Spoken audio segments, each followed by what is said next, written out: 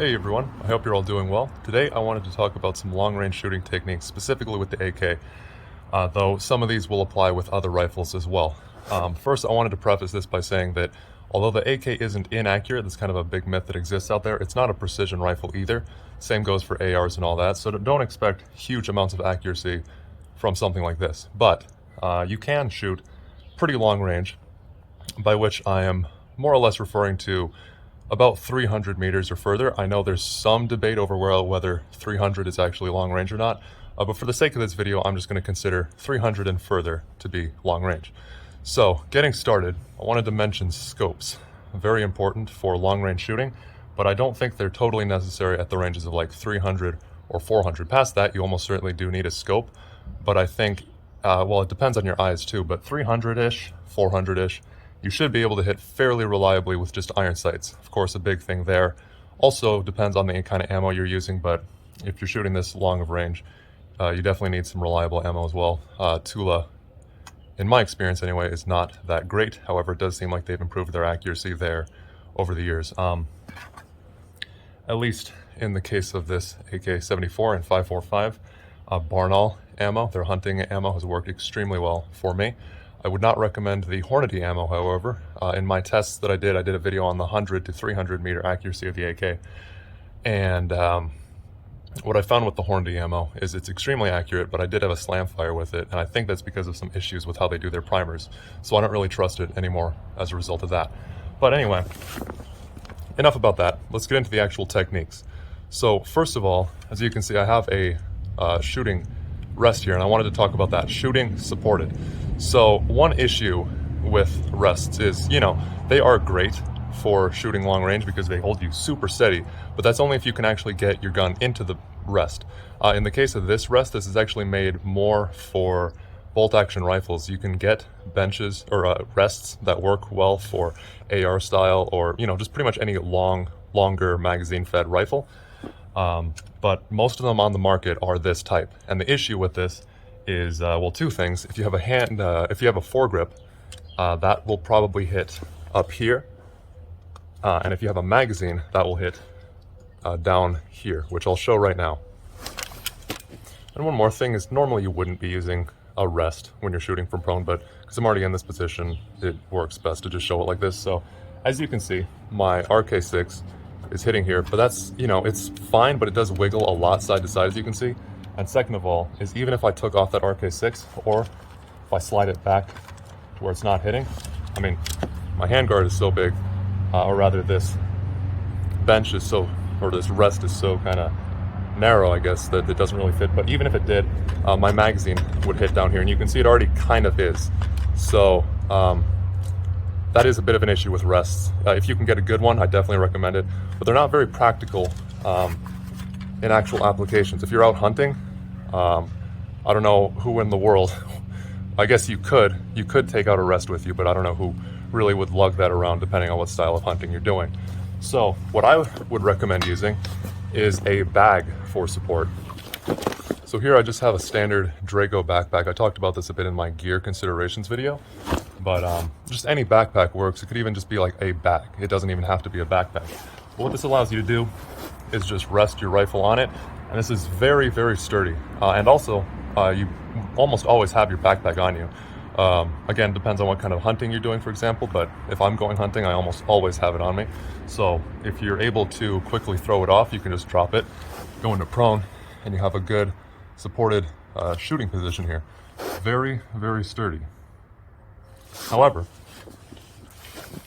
that does take a little bit of time to drop your backpack and get that all set up.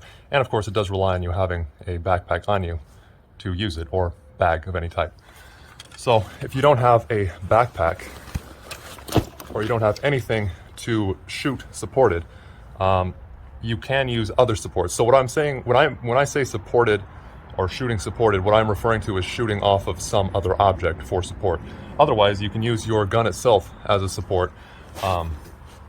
So in my case, I could use this magazine as support. If you have a shorter mag that may not work, even this 30 round mag is pretty short. Of course, you could also get a bipod, but anyway, point is, just for stuff you would generally have on you on an AK, you can definitely use the magazine. Now in my case, this is an AK-12 mag, so it has it cut to be used as a monopod, but you don't need it. This makes it a lot more sturdy when you use it as a monopod. If you watch my video specifically on this mag, I went over it. It makes it not jump as much from recoil every shot. But if you have a regular, just AK-74 magazine, you can definitely use it as a monopod. It's not as sturdy. It probably will jump a decent bit more. From my experience, it does, because it just doesn't grip the surface that you're shooting off of as well. But totally viable. As you can see, I have to get really low here, so it's not super comfortable, but it works. It does work. So that kind of, I feel like, touches on the high level stuff. Now I wanted to talk more about actual, more like on how you shoot and how to improve that. So the first one, I guess I could have mentioned this when I was talking about shooting supported, but one thing you can do if you are shooting supported that helps a lot with accuracy is not to hold it out here by the handguard like you normally would, but to hold it with your non-dominant hand back here at the stock and kind of wedge that into your shoulder there. Obviously this doesn't work well, and well, if you don't have a support of some type, you know, even the mag works in this case, but it's not super sturdy. But you know, there's different techniques for shooting long range versus shooting closer, and a lot of what I say here at this point and going forward in the video is not a good idea at closer ranges, but just for long range this works quite well. So let me get the sling off here so I can show this a bit better. And of course, generally when you do this, you'd want an actual support. I could see the gun falling down if I'm just resting it on the mag when I'm holding it back here. So this does work very well though if you do have like a bag, for instance. But just going in here, in fact I could actually just use the bag because I was just right off the camera. So just setting the gun on the bag and then digging it into, well, it sits where it normally would, but then I just kind of hold it into my shoulder here. That gives you a lot more control over it and lets you just make minute adjustments as well very easily. So it's pretty good. Next is, this kind of depends on you. You would want to do some tests like with flinch to see if this would even help you, but one technique that can help is what a lot of people do, and it's really hard to actually tell if you're doing it or not. It helps a lot if you have someone else there watching it, is jerking the trigger or tightening up your hand when you go to pull the trigger. So an example of this, and I am clear, is if you go to fire, I will exaggerate this so it hopefully will show up in video better. So if you go to fire, you know, you're in a good position, but then in anticipation of the recoil, right when you're about to fire, your whole hand tightens up. So you pull the trigger nice and carefully, then right when you know that it's about to go off, you tighten it up. That may not have even shown up in video because it's, even when I try to exaggerate, it's a really minute movement. But a way to get rid of doing that is to take your thumb and to put it on the same side of the rifle that you're firing it on. Now, you can do that with any rifle, but one point I want to make that specifically relates to AKs is that if your thumb is particularly long, or I guess your hand in general is pretty big, what you want to avoid is don't have your thumb up, because it could get hit, as you can see here, when the charging handle comes back on the bolt. That could hit your thumb, and generally it'll just push it out of the way. I did it accidentally a few times myself, and yeah, normally it'll just push your thumb out of the way, but it has the potential to be really painful. So just make sure to have your thumb down as much as you possibly can. If you have it too far down, then that'll kind of mess up your grip too. If you can see that, it's a bit hard to see, but it does kind of push my entire hand out of place. So, you know, just make sure you don't get it hit by the charging handle. But having it on here prevents your entire hand from tightening up on the grip right as you're about to fire. So even if you are anticipating the recoil, this can help a little bit with that. So in practice here,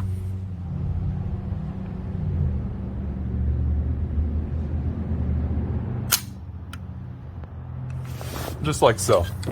Now for a little bit on trigger squeeze. So this again would apply to most other rifles as well.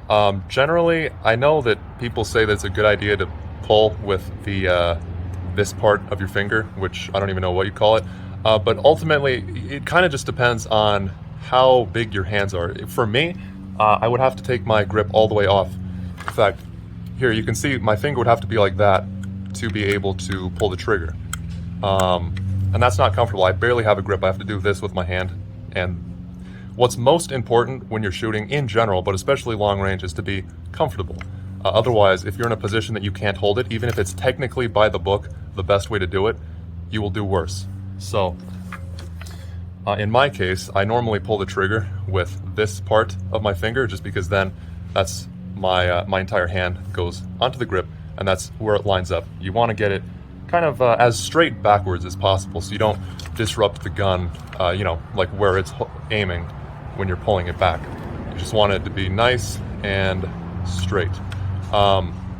And pretty much just try to be as consistent as possible. It doesn't need to be, but if you're doing it like on the tip of your finger and then the next time you shoot you're like going all the way in like that or something, that would probably really screw up your accuracy. So just be consistent, or practice a few ways and see which one works best for you, and then hammer that specific way that you're doing home.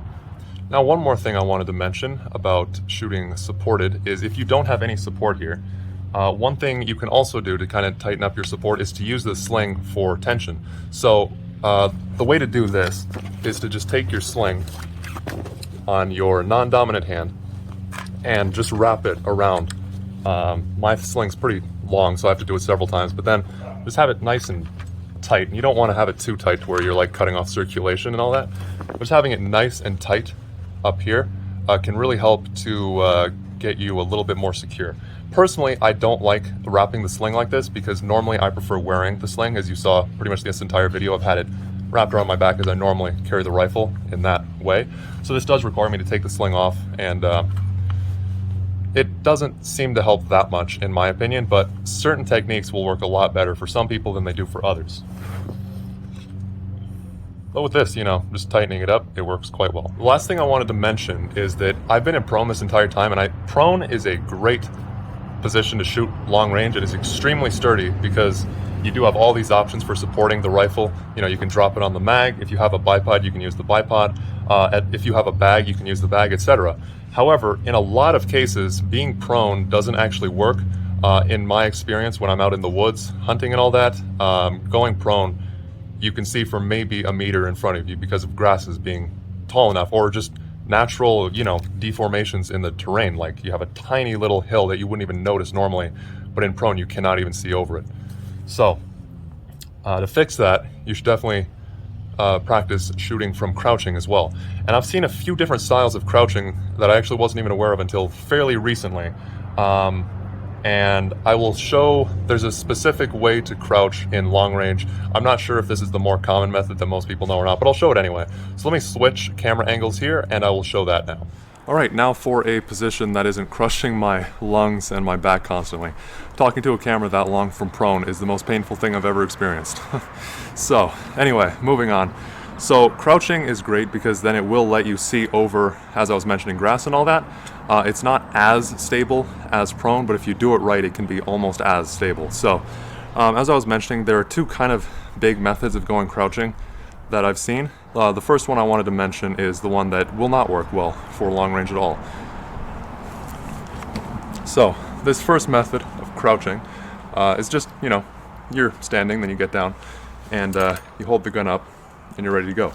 This serves, well, it works well if you're going into like cover, for instance, to keep you down, keep you having a low profile, but it doesn't do anything for your support. This is about the same as shooting from standing. As you can see, I have no support here at all. However, the second method of shooting from crouching actually has support, and that is to take your non-dominant hand, in this case my left, and to put it on your non-dominant leg, and just kind of where you're kind of like under your knee, this part right here, you'll want to put your elbow right there, and then have your other foot either down here.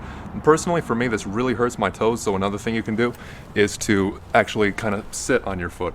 And this can cut off circulation to your foot if you're in this too long, but it does work, and you can get up from it quick enough. So anyway, the big thing here is, whatever you do with your dominant side foot doesn't matter as much as what you do here, where you're actually using your elbow as support. And that works really, really well. It's also very fast. If you are standing, you can just drop immediately into this, and then you just get your elbow in here. And if you do this right, it can be almost as sturdy as shooting from prone. Hopefully you found this informative. Thank you for watching. And let me know if you have any other questions about shooting long range. I could always do more videos on this, or answer any other questions you have in the comments. Otherwise, thank you for watching, and I will see you all next time. Take care.